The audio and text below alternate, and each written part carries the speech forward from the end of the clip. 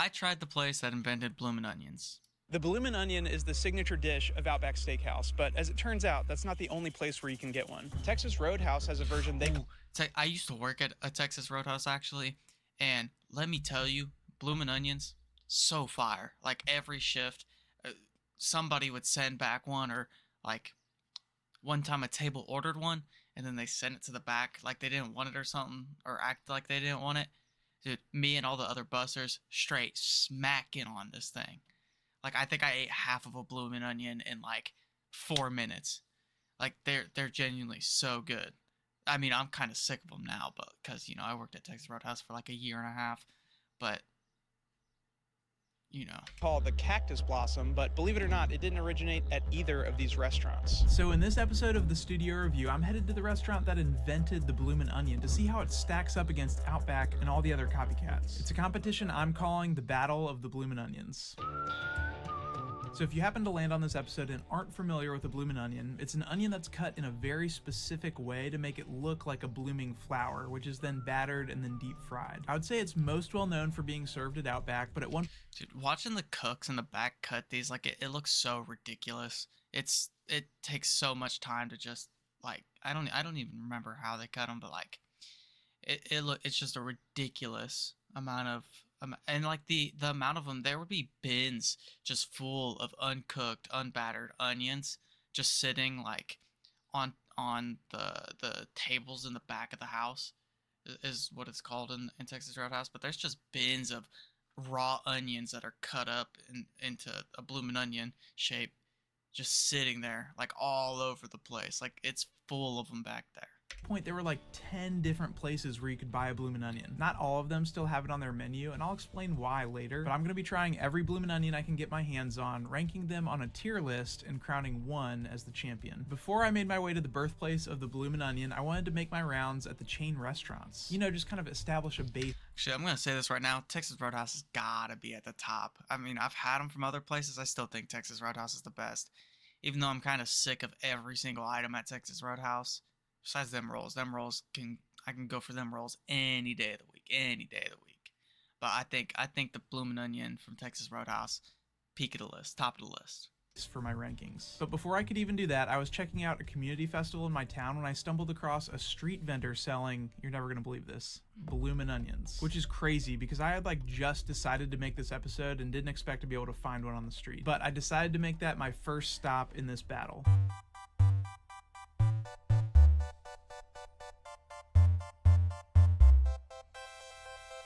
This booth appeared to be a traveling vendor that just goes around to county fairs and festivals like this one and sells fried food. I did find it interesting that they called it... Dude, I love fair food so much. It makes me feel absolutely sick to my stomach anytime I eat it. But fair food is great. It tastes so good. Have you ever, besides fried Oreos, I genuinely don't understand people who enjoy fried Oreos. Those genuinely taste god awful. I genuinely wouldn't, I don't understand who would even attempt to eat a fried Oreo. A Bloomin' Onion. As you'll see here in a second, the rest of them all go by other names. And I was like, that's gotta be trademarked, right? And sure enough, it is. There's an active trademark for the Bloomin' Onion, as well as the Bloomin' Onion Man, which was a short-lived Outback Steakhouse mascot. Bro, what is this? Why has he got nerd glasses on too? What was the point of making the Bloomin' Onion Man? I thought that maybe they'd get away with it by throwing a G on there or something, since the trademark is for the word bloomin' with an apostrophe, but nope, full-on trademark infringement. I wasn't sure about the price because they didn't have any of their prices listed, but when I placed my order, I was shocked to find out that it was $15. I mean, that seems like a lot, right? While I was waiting, Christ. The guy next to me was told that his total was $25, and I think all he got was a loaded brat and a lemonade. Needless to say, this place is already off to a bad start. It took forever, but eventually... Fair food is so expensive for genuinely no reason.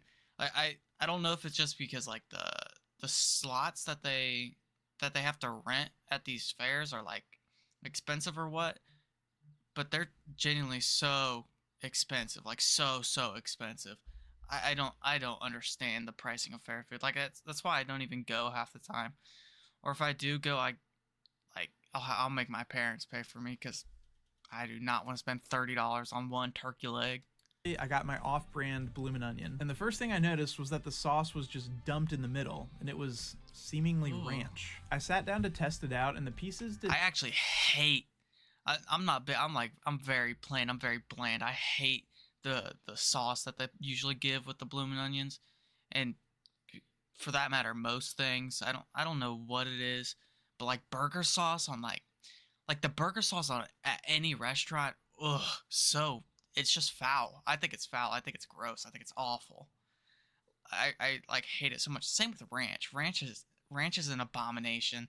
That's like the most American thing I can think of, and it's just gross. I have never. I mean, I used to like ranch when I was a little kid, but now I can't do it. I can't do ranch on a salad.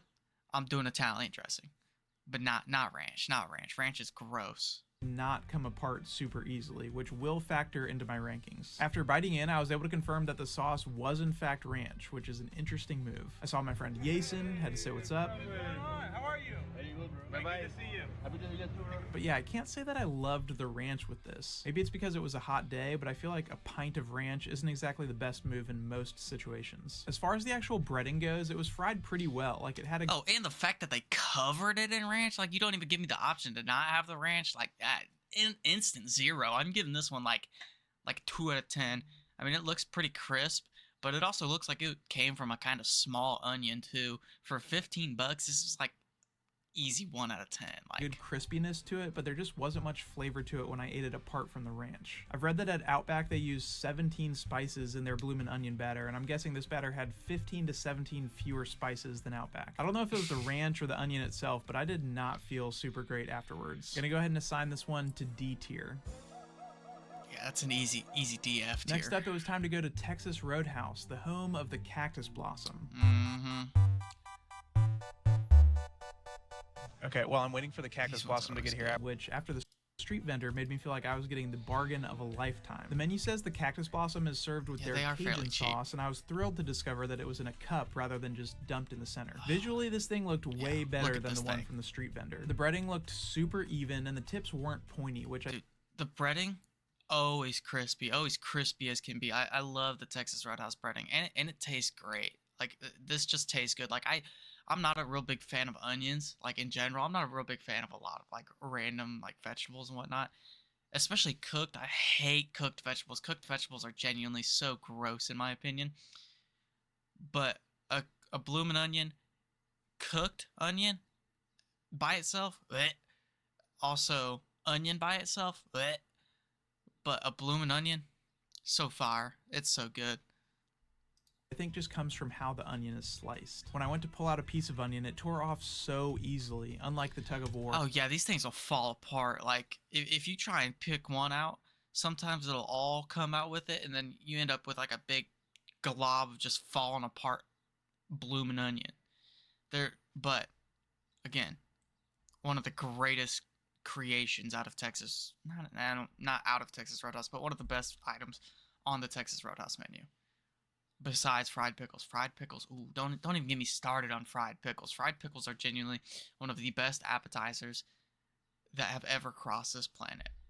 I had to play before. I checked under the cup and confirmed my suspicions that this one was cut differently from the first one. The way this was cut meant that the pieces were barely hanging on, so they just came apart with the slightest pull. Pretty genius, actually. Now it's probably a good time to mention that when this appetizer was first invented, it was sliced by hand, but now they make like machines that cut onions like this. You can actually get one online. But if you don't want to spend $600, they also make less intense ones, or these little templates where you can put your knife through all the slots and give you a somewhat similar result. I'm gonna go ahead and guess that Texas Roadhouse has the expensive version. Okay, as glad as I was that the sauce was... Yeah, there's a lot of random tools that I remember seeing in the back of Texas Roadhouse. I think I remember seeing the onion slicer. I don't know. I think they usually do most of their prep on like Sundays and like Sunday mornings, and I usually wouldn't work on Sundays.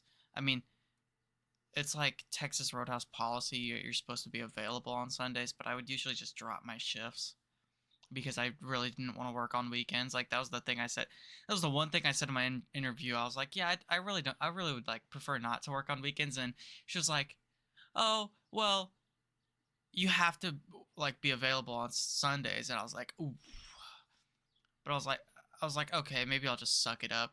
And most of the time, if I did work on a Sunday, I'd work in like we opened at like 11, so I'd work from like 11 to 3. So a short like 4-hour shift, and that wasn't terrible. The only bad thing was having to make sure I actually woke up on time to go to work. Not ranch, I was a little surprised that horseradish was such a dominant flavor. It was a little bit too bitter for my taste. Without the sauce, there didn't seem to be as much flavor in the breading itself as I remember there being at. No, there's like so much flavor in the like he must either this Texas Roadhouse isn't battering them right, but the Texas Roadhouse batter just in general has like it's got a ton of flavor. Like it's almost too flavorful from what I remember.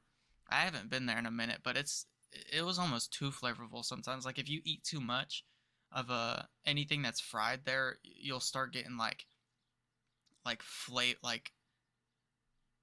too flavorful. It's like too much flavor. Outback, but still leaps and bounds ahead of the street vendor. I would also say still a very enjoyable experience, and after eating about half, I decided to tap out and bring the rest with me to a friend's house that night. I did, however, grab another piece of bread for dessert before I left. Here's a little Texas Roadhouse hack for you. They will give you the same amount of bread whether you come with 4 people or by yourself. Wow. I think I'm gonna go. You can get as much bread as you want to at Texas Roadhouse as long as you can either keep asking or honestly you could probably just walk up by yourself. Nobody's gonna say anything. You could just walk up by yourself, grab a basket of bread, and then keep going. But you can get as much bread as you want, really. As much bread as you can fill yourself with. The one time I went with a group of buddies, and we sat there and housed like, I don't know, like 9 baskets of rolls or something like that before we got our food. It's safe to say none of us even got halfway through our entrees, but yeah, you can get as much bread as you really want to. Especially working there, I would just like everybody's just grabbing a basket of bread and taking a little break and just housing down 4 rolls. Like it's the easiest thing because they just sit there. There's people that literally all their job is just to sit there and make bread. And they make so much bread a day. Like they come out on trays that are like huge. These are huge trays, and they can fit like 40 rolls on one tray. And they've got these big, giant, like 8-foot tall units that just hold the raw dough, and then they'll just pop it in the oven. But they make so much bread a day that they do not care. It's their bread and butter. It's their bread and butter. It's easy. B tier for the Cactus Blossom. It was solid. I'm putting Texas Roadhouse like A tier, maybe S tier. I haven't really had many other Bloomin' Onions, but I'm putting Texas Roadhouse at the peak.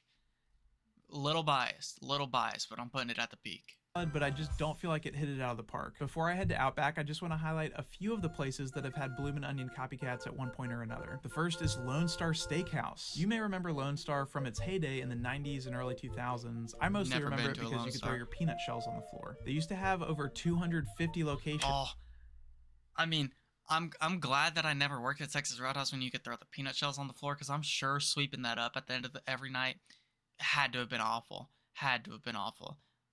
But that used to be like one of the peak experiences of going to a Texas Roadhouse. You go in there, you're stepping on peanut shells the whole time. I mean, it had to be somebody with a food like peanut allergy, worst nightmare. A Texas Roadhouse is like their worst nightmare. Now they had the little baggies of peanuts and they just put them in the bucket. Actually, they did that just recently where they would put the peanuts on the table. Otherwise, you had to like go up and ask for the baggie of peanuts. But now they actually will put them on the table. But I wish Texas Roadhouse would go back to. I mean, COVID totally ruined it. Like I know it's unsanitary, but I wish they would go back to it because it's just the vibe. It's just the vibe of Texas Roadhouse. Like it kind of ruined it. And they've actually closed all of them except for one, which is located in Guam. So if you're ever in Guam, you can go to the last remaining Lone Star Steakhouse on the planet and order a Texas Tumbleweed. Although I'm pretty sure it used to be called the Texas Rose. Who knows, man? Not me, that's for sure. Chili's used to have one called the Awesome Blossom. Great name. Ugh, But in that looked 2008, gross. Men's Health named it the worst appetizer in America, partially because, according to them, it had the same amount of fat as 67 strips of bacon. To be fair, I think they're Probably. technically supposed to serve 6 people, rolls, so that's only like 11 pieces of bacon each. Either way, Chili's discontinued their version shortly after. Different places online have claimed that Applebee's, Red Robin, and Black Angus all had variations at one time or another. Why would Red Robin have a cactus blossom? Like, what does Red Robin need a cactus blossom for? Like, I feel like it's a very like country. Like even Applebee's. Why would Applebee's have one? It's a very like when I think of that, I would think of like Outback or like Texas Roadhouse, like country places, or like a Longhorn Steakhouse. I'm not thinking of Applebee's. I'm not going to Applebee's and getting a Bloomin' Onion. Like that's an odd place that would ever even attempt to serve one. But as far as I can tell, none of those restaurants currently have a Bloomin' Onion copycat on their menu. All right, next it's time to go to Outback Steakhouse, aka the Australian Embassy. Ugh, that low-key looks worse. If you're new to the channel, earlier this year I flew all the way to Australia to eat at an Australian Outback Steakhouse location because some people commented on one of my videos saying that Outback Steakhouse wasn't Australian. Joke's on them though, because it was delightful. So yeah, before this episode, the last Bloomin' Onion I had eaten was actually in Brisbane, Australia. Unironically, the best Bloomin' Onion I've ever had. That location had different bread though, so it was nice to be back on American soil eating real Australian bread. I'm just kidding. I do love the bread here though. The price for the Bloomin' Onion was $10.99, so $3 more than the Texas Roadhouse one, but $4 less than the street vendor. It also says the sauce is their spicy signature Bloom sauce. The menu specifically calls it the original, and I'll explain in a second how that's not exactly true. The last time I was at this Outback location, they burnt the living daylights out of my Bloomin' Onion, so I was nervous to see I how low-key this love one when came they out. burn it. Like when it's extra crisp. I'm big on crispy food items. Like fried chicken, gotta be really crisp. Bloomin' Onion, gotta be crisp. Fried pickles, gotta be crisp. Anything that's fried, it's gotta be super duper crisp. Like I'd almost rather you burn it than undercook or under fry it a little bit, because the crispness is like it's the texture that you need. Like a soggy, like think of just eating a soggy onion with a little bit of bread on it. Like it's just gross. It just sounds awful. Also, why is this sauce so yellow? Like that looks gross. I genuinely don't understand how people like these kind of sauces.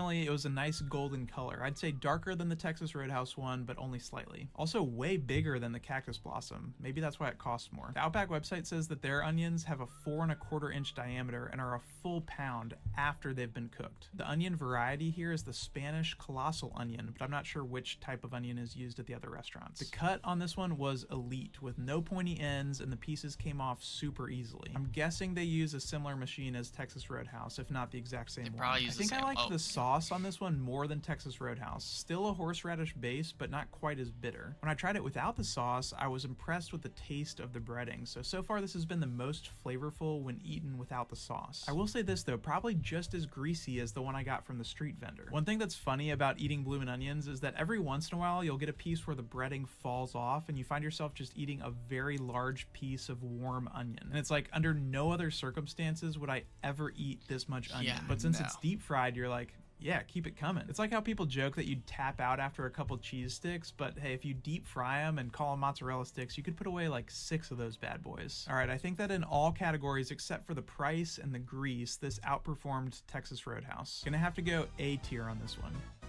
All right, and last but not least, it's time to visit the restaurant where the Bloomin' Onion was born. The origin story is a little fuzzy here, but I'm gonna try to lay out what we know. Huge shout out, by the way, to Brian Von Hooker over at Mel Magazine, whose research has filled in some crucial missing pieces in Bloomin' Onion lore. So on Outback's website, they say that the Bloomin' Onion was created in 1988 by Outback founder Tim Gannon. But Gannon himself has said, and I quote, "The first Bloomin' Onion was made by a friend of mine named Jeff Glowski. Glowski worked at a restaurant in New Orleans, Louisiana called Russell's Marina Grill. The general manager at the time was a guy named George Barnes. At best, I think you could say that Gannon, who's the Outback guy, collaborated with the other two guys to make the first Bloomin' Onion, but sole credit feels a little far-fetched to me. And this was in the spring of 1985. The first Outback location wouldn't open until March 1988, almost 3 full years later. So they added it to the menu at Russell's and called it the Onion Mum, like the flower. Hopefully you're starting to see the connection between all the names here. Onion Blossom, Bloomin', flowers. They got the idea to cut the onion like that from a book about mukimono, which is the Japanese art of vegetable carving. All right, so pretty soon after that fateful day in 1985, Gannon, the Outback guy, and Glowski, the cook, moved on to separate ventures. Barnes, the manager, stays at Russell's. And this is where it gets really good. Like,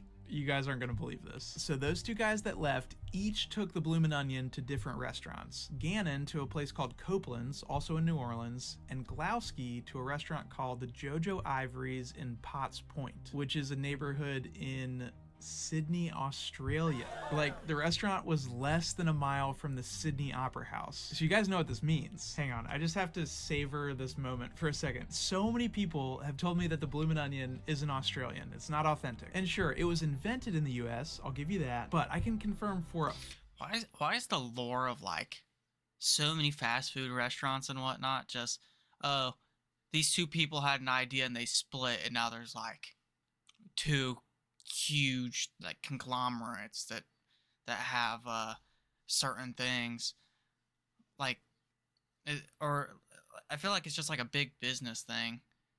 Like, what isn't it Dodge and Chevy, or I don't even know. Like, there's a lot of things where people, like two people, like it's always like brothers or good friends. They'll come together with one business idea and then they split up, and now there's like two huge businesses with very similar ideas or very similar like executions. Like they do things the same. It's always two people that are like close together that are at the root of every business, I feel like. fact that it was served in Australia 2.5 years before the first Outback Steakhouse ever opened in Tampa, Florida. Here's an article from the Sydney Morning Herald on October 8th, 1985 that describes the onion mum as a crisp fried onion sculptured like a chrysanthemum. Incredible. Okay, I promise I'm going to try the one from Russell's in a second, but I just want to highlight two other interesting pieces to this story. For one, the general manager at Russell's at the time has implied in an interview that the idea for the Bloomin' Onion was taken from them and that it was a form of plagiarism. Granted, early on, Outback did credit Russell's on the menu under the listing for the Bloomin' Onion, but they haven't had that note on there in decades. And two, apparently there's a second restaurant that claims to have invented the Bloomin' Onion. It's this place in Springfield, New Jersey called Scotty's, and it just permanently closed this summer. From what I could find, there wasn't anything on the last iteration of their menu that resembled the Bloomin' Onion. It seemed like a great place, but for what it's worth, the author of that article wasn't able to confirm the claims tying the Bloomin' Onion to Scotty's. Okay, so a few weeks ago, I flew down to New Orleans, Louisiana to take down the final boss in this battle, the Onion Mum from Russell's Marina Grill. That name just doesn't sound appetizing. Like Onion Mum. Like, it kind of just sounds like Onion Mummy, and I don't know. I wouldn't be ordering it just off name alone. Like, although that picture, if that's a real picture from the place, that looks like a crisp onion. Get the sauce out of there. We don't want the sauce. We don't want the sauce. But that onion right there, that looks gas. That looks good. That looks great. I saw this really cool neon sign in the parking lot, and from the pictures I could find, I'm guessing that that's the original. I thought with a name like Russell's Marina Grill, they'd be right there on the water, but there actually aren't any views of the marina from the restaurant. There is a marina kind of close by, but because of the flood wall, you have to walk a little ways before you can see any of the boats. The inside lived up to the name though, with lots of boat theming and a fish tank inside the host's stand. The menu has the Onion Mum featured prominently right at the top of their appetizer page with a nice little picture, and they make it a point to call it Russell's Original Onion Mum. Feels like they're throwing a little bit of shade at Outback there. Slightly interesting, they spell mum M-U-M-M with two M's at the end, but on their website it's just spelled M-U-M. I'm not really sure what to make of that. It says here at the wall, spelled with two E's. Take a look. At Russell's, the Onion Mum was $8, so tied with Texas Roadhouse for the least expensive, or I guess, second place by 1 cent. And when it came out, I was surprised to find that the sauce was dumped unceremoniously in the middle without a cup. Ew. What? This looks atrocious.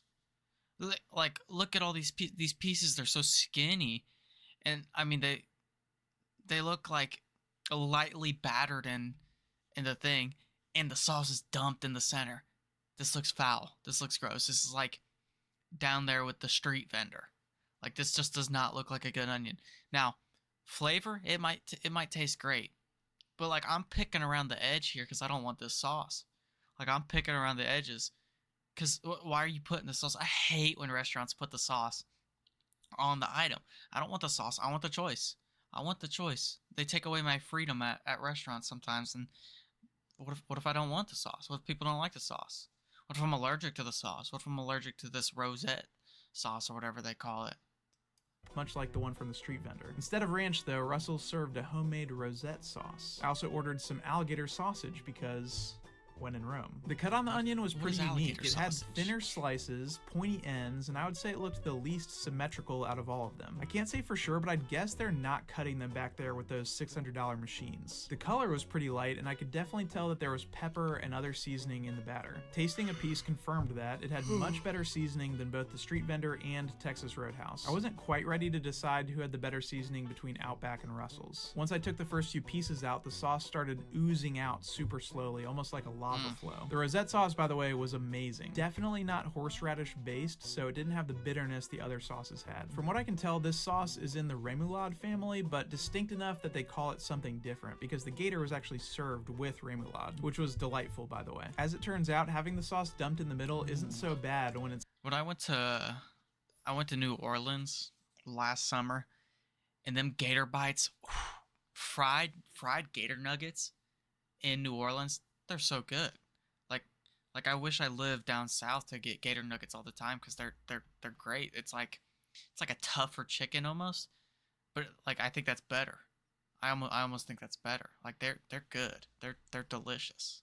not, you know, half a bottle of ranch. So when it comes down to it, I think I'd put the Onion Mum in A tier with the Bloomin' Onion. And if I had to It pick did not look that just good. one between Outback and Russell's, I gotta give it to Russell's. Outback's onion is obviously Really? bigger, it's more neatly cut, but I liked the sauce at Russell's a lot better. If you're a horseradish person, you'd probably prefer the sauce from Outback or Texas Roadhouse, but I just really liked that rosette sauce. And even though Outback almost definitely has more seasoning in their batter, Russell's still had enough seasoning to give it a really solid flavor. So next time you're in New Orleans, go check out Russell's. They say on their website that they were the first restaurant to reopen after Hurricane Katrina, which is pretty admirable. But if you can't make it down to Russell's, I'd recommend a Bloomin' Onion from Outback over a Cactus Blossom from Texas Roadhouse. Plus, I think That's an Outback outtake. seasons their I don't steak like that better. take. The bread's a little bit of a toss-up, but let me know which one you like better. Episode 5 will come out in a couple weeks, but in the meantime, just remember that even when it doesn't feel like it, it's gonna be okay. I'll see you soon. That was a pretty good video. Although I do think that Texas Roadhouse clears all of them. I may be super biased, but I think Texas Roadhouse clears immensely. But that was a good video from Sam Reed. Go check him out. He's pretty solid.